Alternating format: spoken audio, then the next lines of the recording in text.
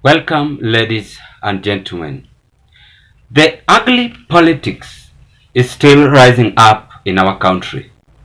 And this is very pathetic, very wrong, coming from young, energetic leaders who might be the future president of tomorrow. Ugly scene was seen yesterday in Muranga, where the two UDA MPs physically fight in front of the three cabinet secretary. This is total confusion, total embarrassment, which cannot be portrayed by the youth or those ones with the leaders of tomorrow.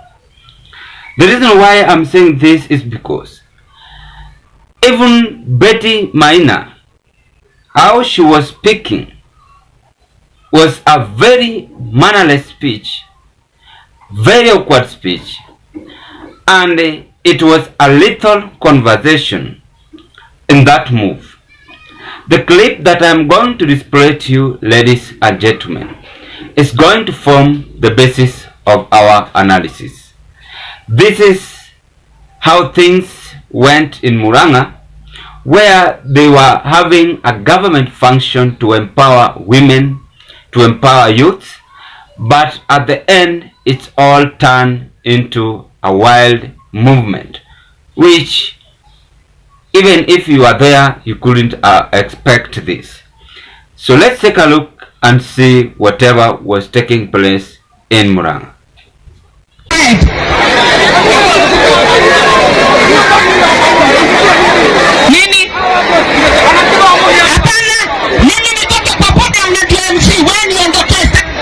Ni nani? Hapana, watu wawili hawawezi kuja watuharibie function.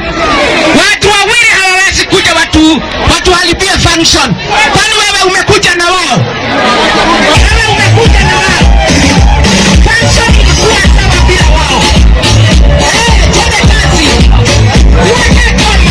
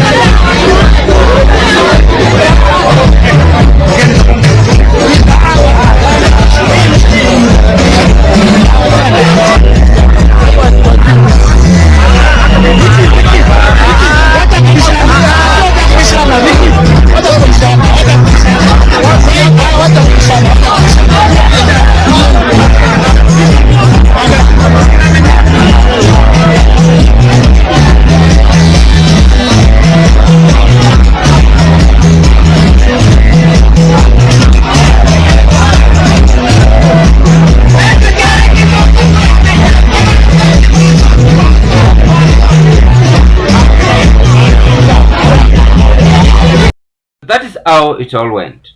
Before I carry on, ladies and gentlemen, with this more analysis, I want to take this golden chance to thank you very much for your great support to this channel, because if it was not your support, then this channel could have not reached where it is as of now.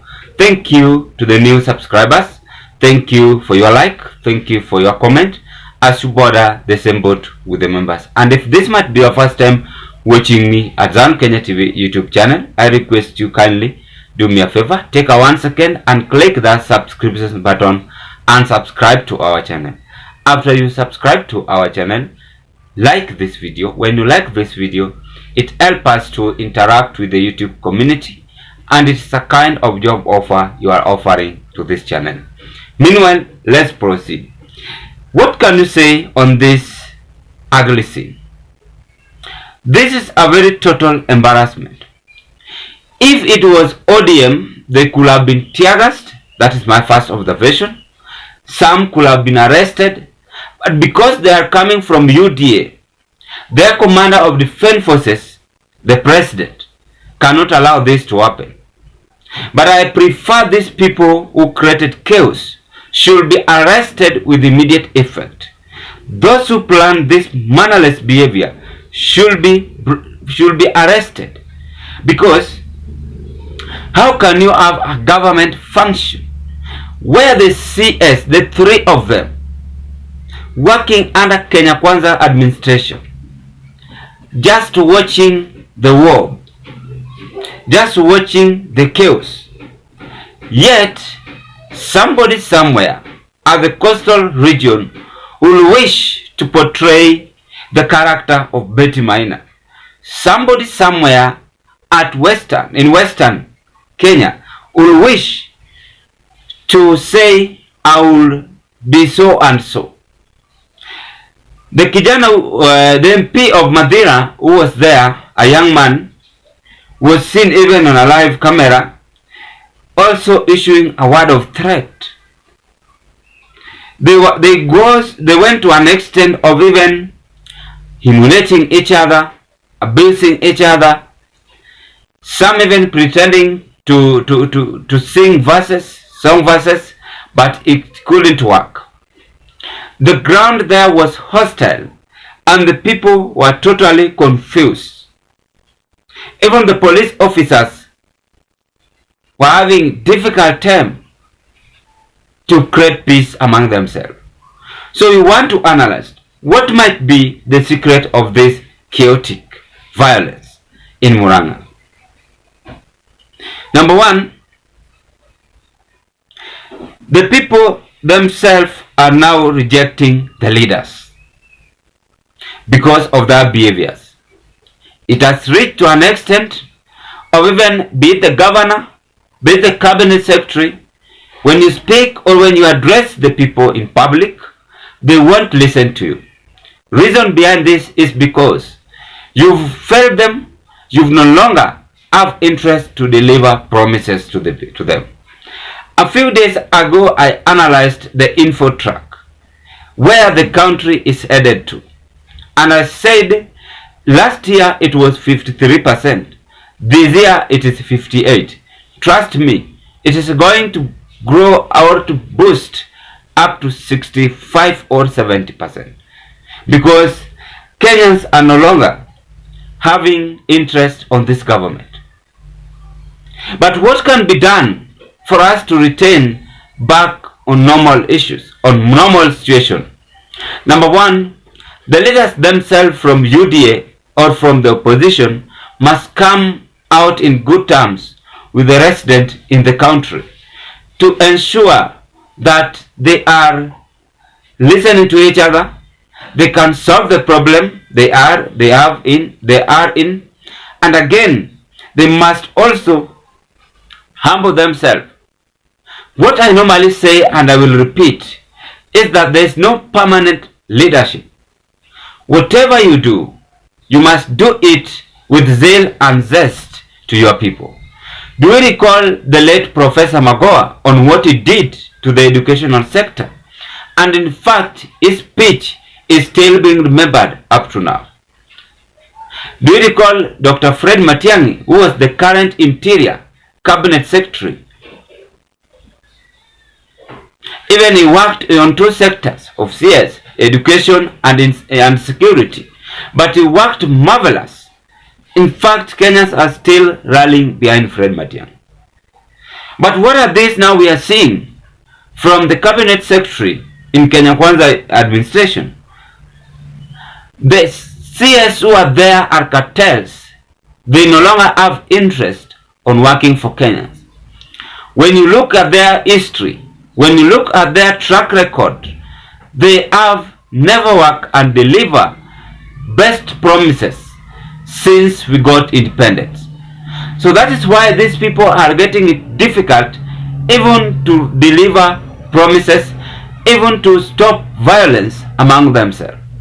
The war which took place in Muranga is very pathetic, very wrong, and should be condemned with a serious force. What I know is that Kindiki cannot chip in because people like Alice Wahome and Betty Maina are among their best friend. So Kenya, it has reached to a stage of nowadays, when you have done a mistake, no one is considering you.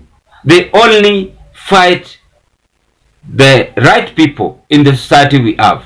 And this will take us to the next second analysis on Simba Arati, as I promised you yesterday. As I finish this video, I'm going direct to whatever is taking place in Simba Arati's life. I want to analyze why I can smell a deadly violence on the governor of Kisii, Simba Arati. And I'm going to say what should be done, again, for you to understand it better. Ladies and gentlemen, I believe I've tried my best to say whatever is taking place in Muranga. So the leaders should come and stop this mediocrity and work to the people and find on how to solve the problem. Or else, if we carry on this way, it is not going to help, it is not going to solve, it is not going to bring any fruit to any vulnerable Kenya who is having a determination to have a future of tomorrow.